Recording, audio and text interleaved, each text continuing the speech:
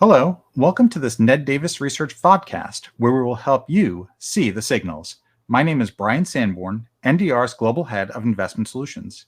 In this episode, we will be speaking with NDR's Chief Economist, Alejandra Grindal, about how macroeconomic conditions impact the equity markets. Alejandra, which macro indicators have you found to influence equity markets?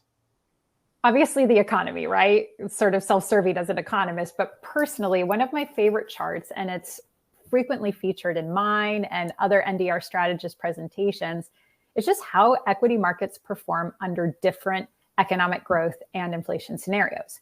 So we define our economic growth regime by comparing real GDP to potential GDP. So potential GDP is just the best GDP sustainably you can have with your resources. And so the way we define it and we do the analysis for it is we add up long-term productivity growth and long-term labor force growth. So to determine the inflation environment in our charts, we compare the consumer price index or the CPI to its 5-year trend. So whether it's above or below it by a certain amount. So we examine 5 periods. One obviously is recession, and we just take recession defined by NBER.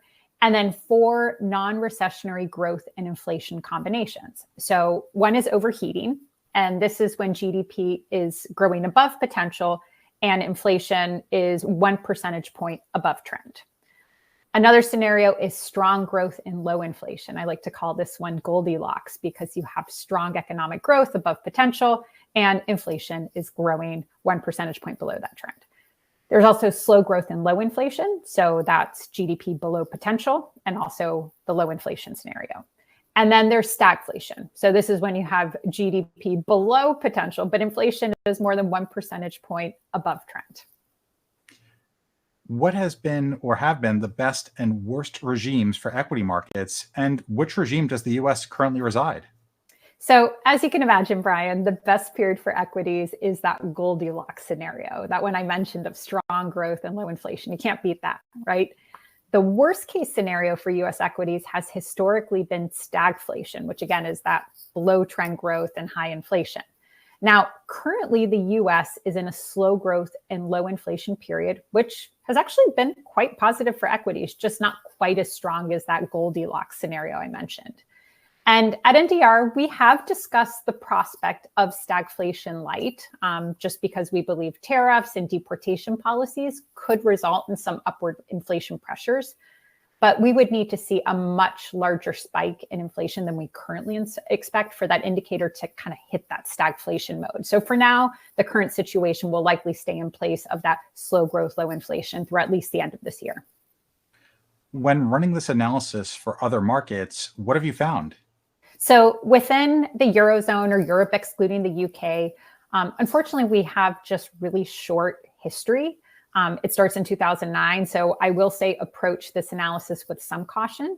However, the best period for equities for the Eurozone or Europe ex UK has been when the Eurozone economy has shown slow growth and low inflation. However, this represents a fairly short period of time and has typically occurred around recession recoveries, which incidentally is when bull markets tend to be the strongest. So there's a little more correlation versus causation, right? And then the current scenario of above trend growth and low inflation, which has incidentally been the most common regime for the Eurozone since our analysis began in 2009, we do expect it to persist in the near term. And during such periods, equities have performed roughly in line with their gain per annum since 2009. Moving on to the UK, the best period for UK equities has been when the economy has been overheating. The Goldilocks scenario of strong growth and low inflation has also been positive for equities. And like the US, stagflation has been the worst.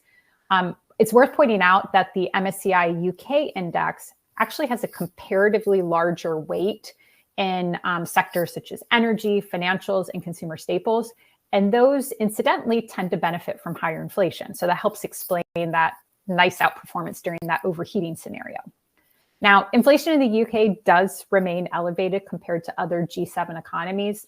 However, we need to see a much larger acceleration than we currently expect to trigger a high inflation regime in our analysis.